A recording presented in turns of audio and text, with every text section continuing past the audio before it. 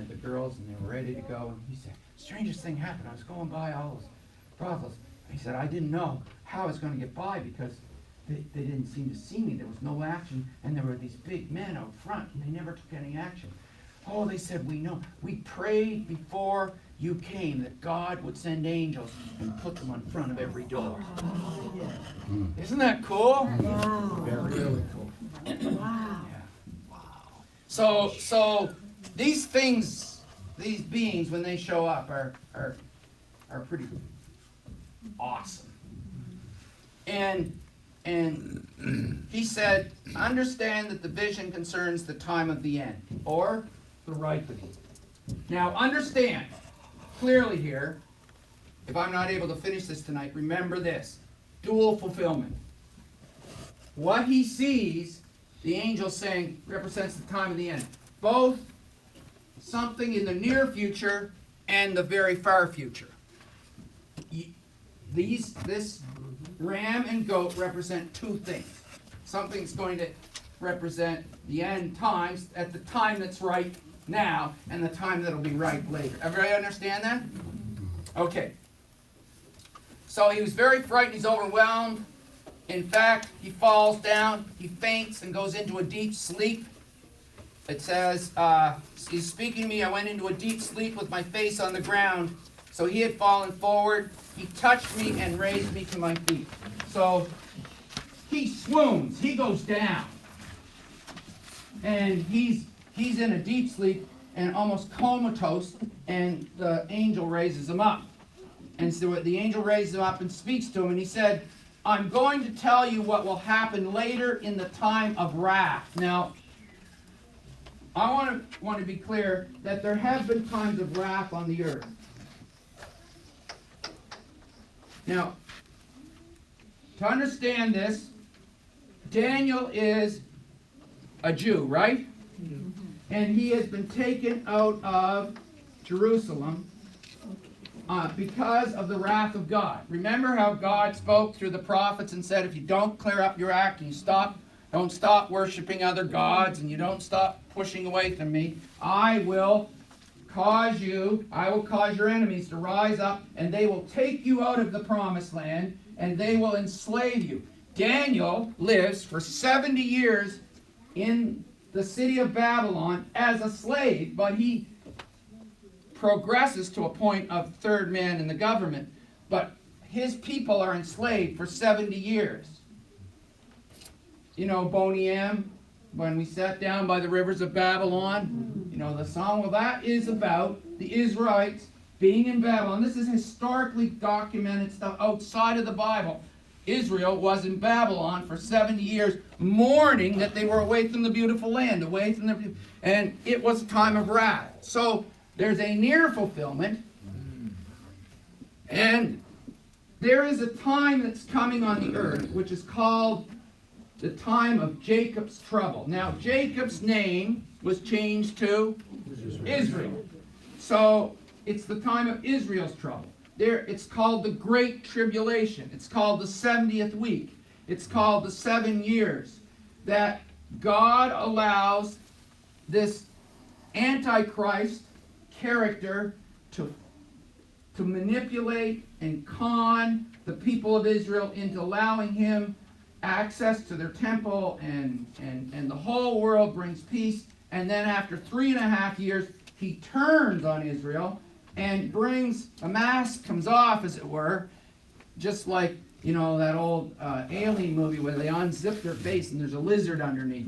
This thing comes out and shows his real colors, and he's possessed by Satan, and he begins to persecute and hurt the Jews.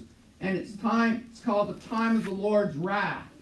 And so this is referring to the near fulfillment, which would come on Israel when they were away and why they were away, and the far fulfillment, which has not even happened to this day.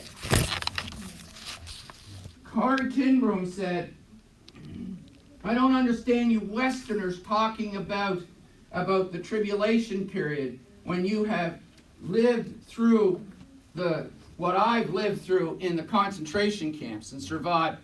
what they saw and how 9 million Jews died, how could it get any worse?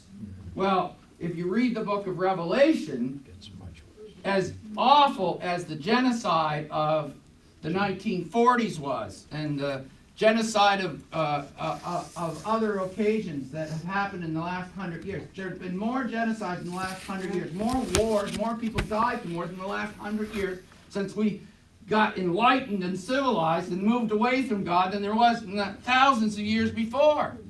We have weapons of mass destruction. We have chemical war. We have people plotting, people with their fingers on the button that could destroy millions of people in one. For thousands upon thousands of years, if you were a wild man and went nuts, the worst thing you could wield was a sword, right? Now you have people can walk into Walmart in South Carolina and buy an AK-47. Like, you can buy, well, not an AK-47, but you can buy automatic weapons in the United States at Walmart. Yeah. And people can sit up there and just be filled with evil and kill people. Or you could have someone like a head of North Korea have nuclear bomb and decide that they're going to launch it. Yeah. We've never had that. No. We're living in the end times. Yeah. We're living in the time that wrath, when God, and we talk about weather and things. We have not seen the storms we're going to see.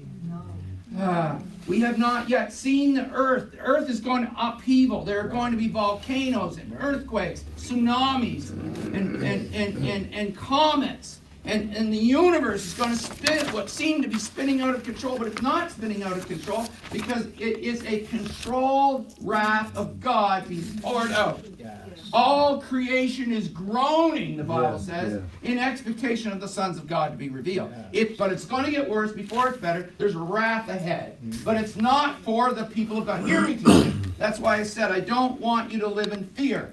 God, there's something coming down the tubes. And you don't have to go to church or read a Bible to know it. All you have to do is watch the news and be astute. But I'm telling you, as a believer, we don't have to worry because the end of the book is clear. God's in charge, and those who die in Him and live in Him will live forever. And we're going to a place where He will wipe all tears from our eyes, and there'll be a new heaven and a new earth, and they'll beat their weapons into plowshares. Yes.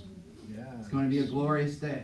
Yes. But before that, there'll be great pretenders who will come along and say, I'm the Savior of the world, and we're better without God. And every time we get better without God, we end up with oligarchies and despots and autocrats who kill everybody. Everybody, as somebody quoted last week, on Animal Farm, everybody's equal. Some are just more equal than others. So, we were introduced to these two principal characters, and so Daniel is there, and he tells him what's going to happen. It's this time of wrath because the vision concerns the appointed time of the end. See that word? Did you learn that tonight? Appointed times? See, God has precise times. So as we go around like this, around and around and around and around, the Jewish people believe we will go around 7,000 times. 6,000 times, sorry, 6,000 times.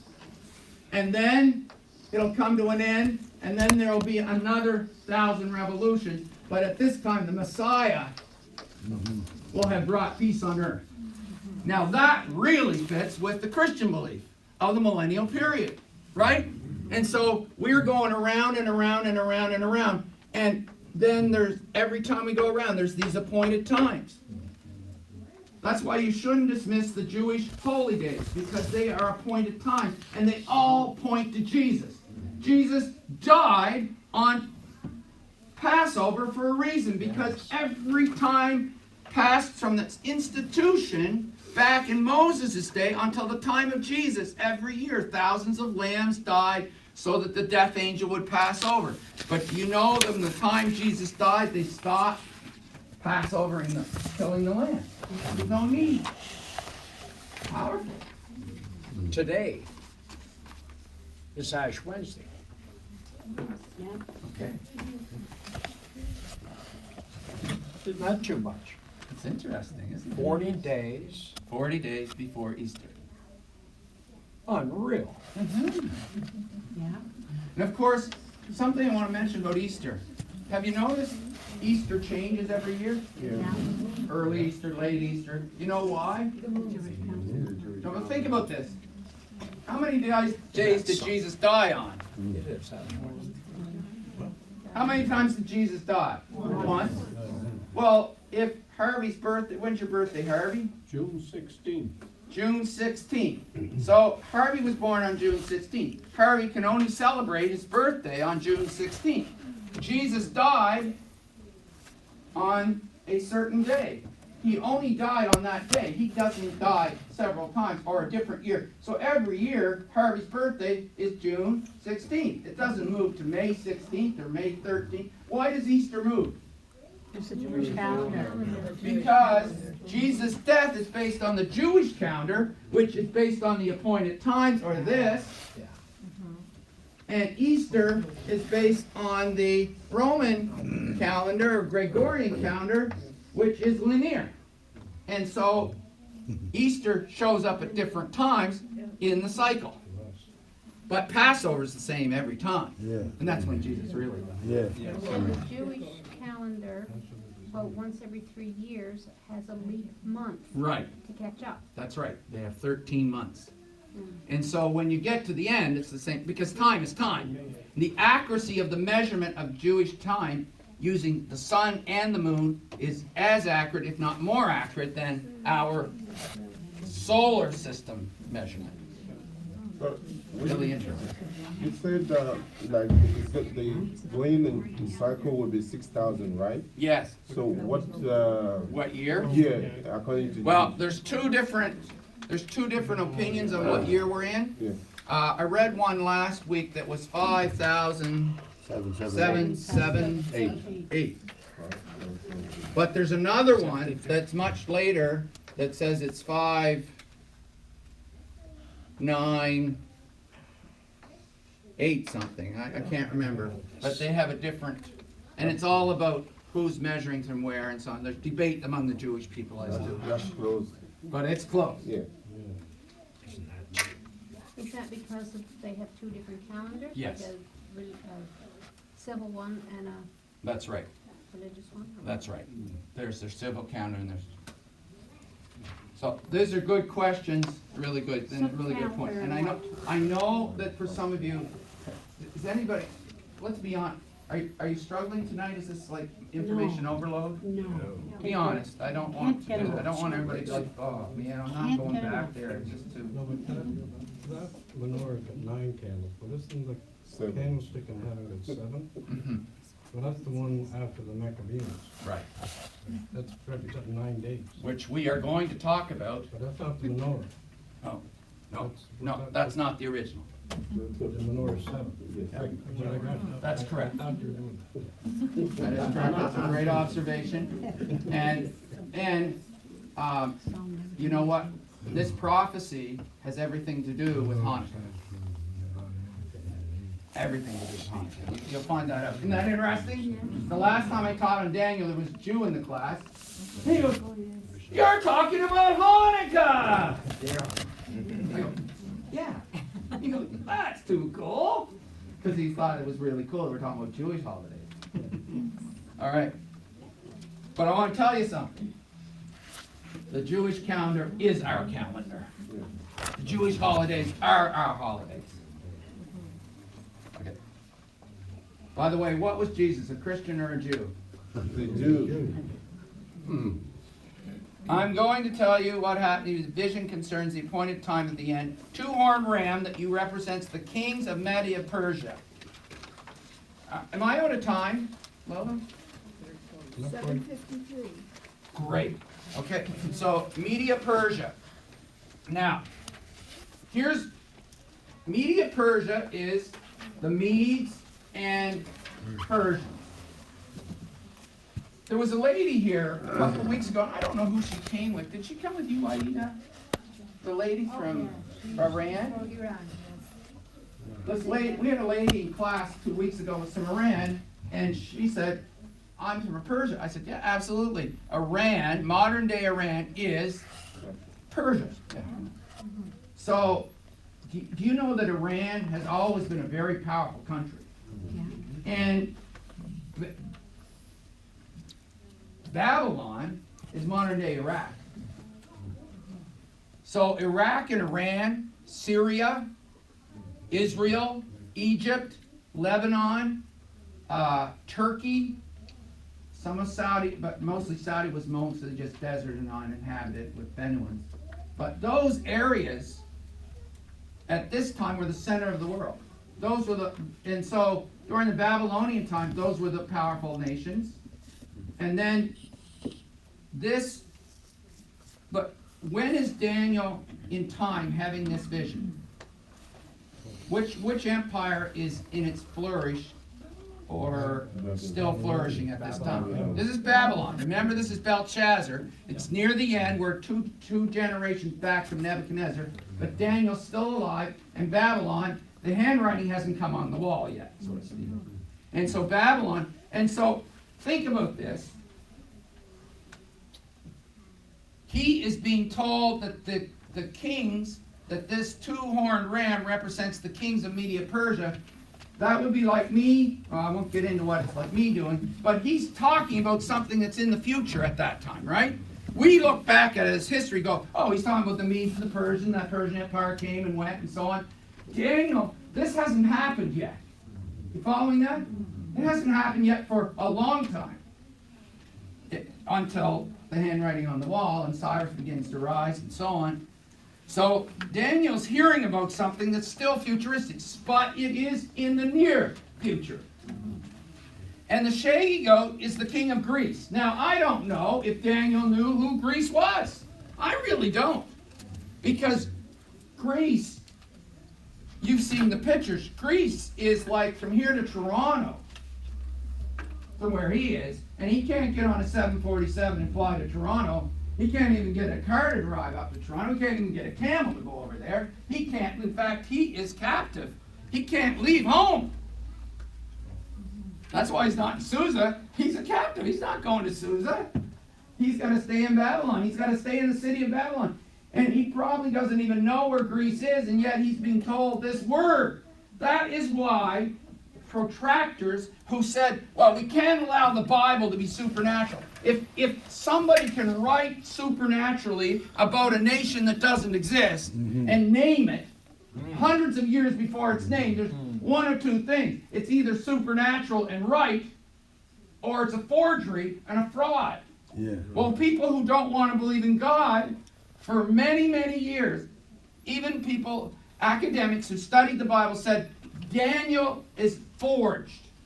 It's called Pseudo-Daniel. And it was written after Jesus to make Jesus look good.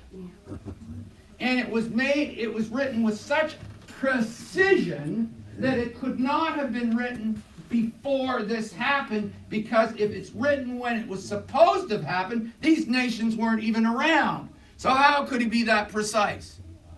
And that was continued and pressed in universities just like evolution is pressed now, until a young shepherd boy in Petra, Jordan, was poking around with the sheep in 1927 and saw a little hole in the rock. He got digging, and before he knew it, he was in a large cavernous room, and they began now you can go on the website, because you've heard of this. Have you heard of the Dead Sea Scrolls? Yes. Well, what this young man uncovered was a huge library of scrolls, circa 60 BC. Yeah. That's before the common time. 60 years before the birth of Christ, approximately 60 years. Now, that's okay in itself. They found the book of Isaiah, they found fragments, because, I mean, they're kind of fragmented. They've been in jars of clay, but they're kind of broken down. They found the Torah, they found Esther. But guess what else they found?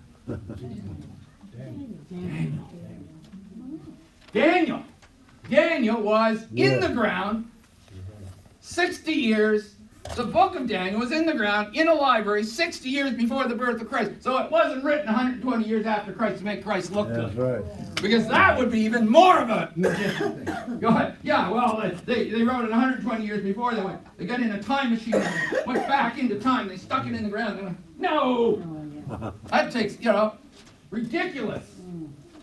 You know how it happened? This is the Word of God. Tonight Yes. you are reading a supernatural book. Tonight we are opening a supernatural book. Tonight we are opening an exclusive book that is not like any other book. The Quran or Confucius sayings or Buddha's writings, they are full of wisdom, they're full of great thought, but they're human. This is supernatural and written by God. Mm-hmm. Written by God. Yeah. Yeah. And so Daniel's able to see things that haven't even happened yet. Now, the 4 horns that replace the one that was broken off represent 4 kingdoms that will emerge from this nation. So, we're not going to get through this chapter, but can I just take you through this paragraph? So what Gabriel actually explains to Daniel in this area is he explains the ram and the goat and what it means. So the ram is Media Persia. Now, remember precision? What precisely strange thing is used to describe this ram? 2 horns. 2 horns. Well, most rams have 2 horns. One large. One is really prominent and one is small.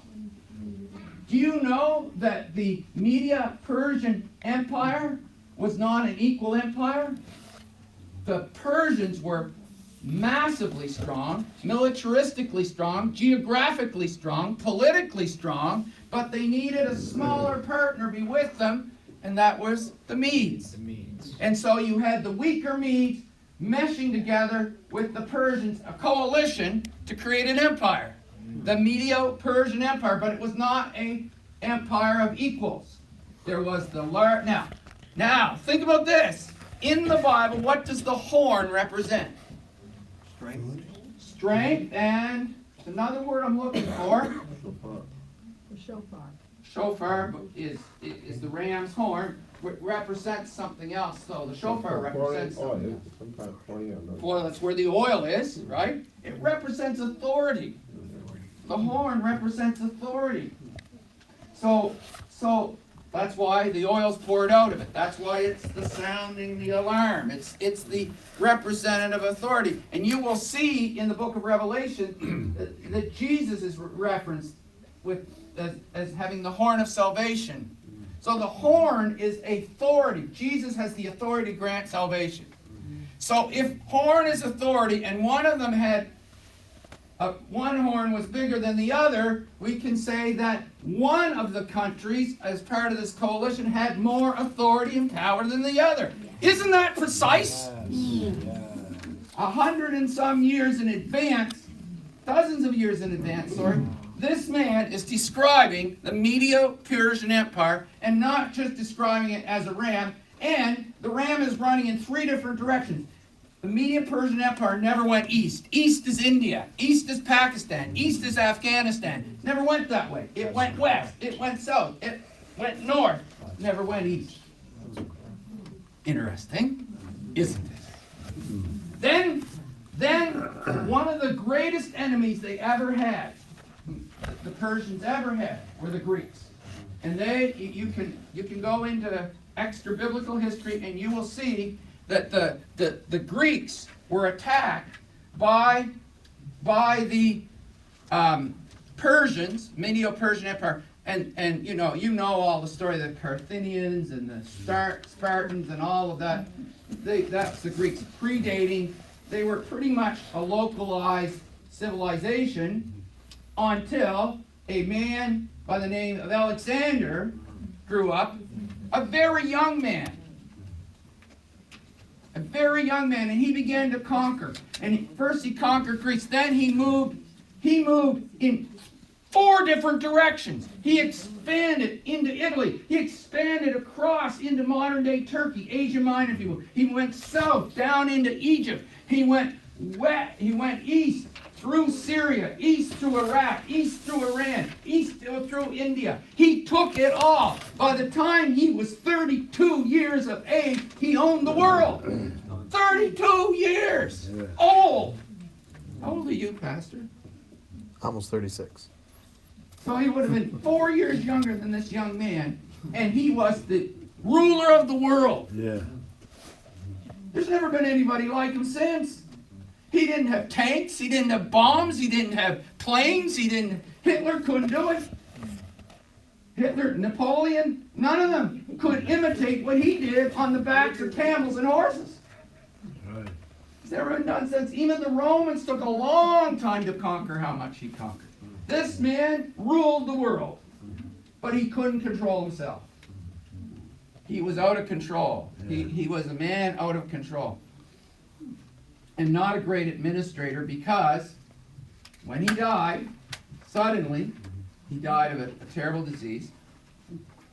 He left 4 generals in charge. And these 4 generals, if you go over to page 4, I forgot something. Oh, I hate that. Go back. Should look at my own notes. Page 4. I want to just tell you, it's like how cool the Bible is. Aida, are you ready for a cool Bible moment? Yes, I am. Okay, Aida, I'm glad you asked. How did the Persians see themselves? What animal would the Persians use to describe themselves? Was this just God? Well, look at that picture in the center of page 4. That, if I put it in, is a bracelet that has 2 ram's heads on it. And if you read what it says, this is a new edition.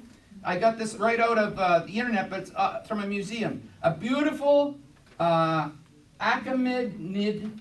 Persian solid gold bracelet from the 5th or 4th century BC, featuring a woven design on the brand with 2 ram heads mounted on each terminal. Each ram heads are realistically rendered and are decorated with intricate and abstract patterns.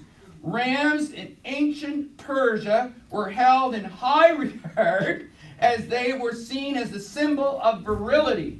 These styles of bracelets can be traced back to Persepolis, the capital city of ancient Persia, and were usually found in ancient royal courts of the city. This particular bracelet was likely attributed to the king and weighed 3.5 ounces, which is a lot of money these days. But think of it. Who could have known into the future? One thing for God to say, well, I'm going to pick out a ram. They're rough and tough, and I'll give them 2 horns. He chooses the very thing that Persians used to symbolize themselves. Isn't that cool?